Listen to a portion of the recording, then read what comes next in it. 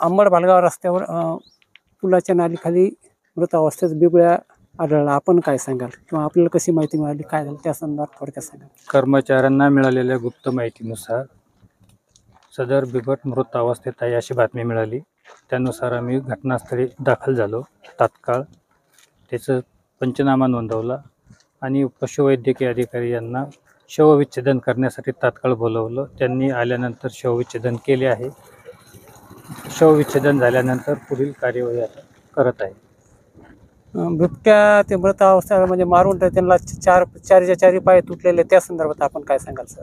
पंचनाम्यामध्ये तसं दिसलेलं आहे. पंचनामा करता वेळेस, शवविच्छेदन करता वेळेस पण तसं दिसून आलेलं आहे. त्याची चौकशी आता करत आहे. चौकशी पुढे केली जाईल. मला एक सांगा सर, हे सर्व करत असताना जनरली हा बिबट मरून किती दिवस झाला असा तुमचा अनुभव? साधारणतः 2 ते 3 दिवस पूर्वी ही घटना घडलेली असावी. अच्छा, आपलं नाव सर? विजय कुमार दौंड, वन परिक्षेत्र अधिकारी, जालना. या संदर्भात आपण अंबड पोलिसात गुन्हा दाखल करणार आहात का? याचा गुन्हा वन विभाग स्वतंत्र वेगळ्या पद्धतीने दाखल करतो भारतीय वन कायद्यानुसार. कुठं दाखल होतो हा गुन्हा? वन परिक्षेत्र कार्यालय, जालना.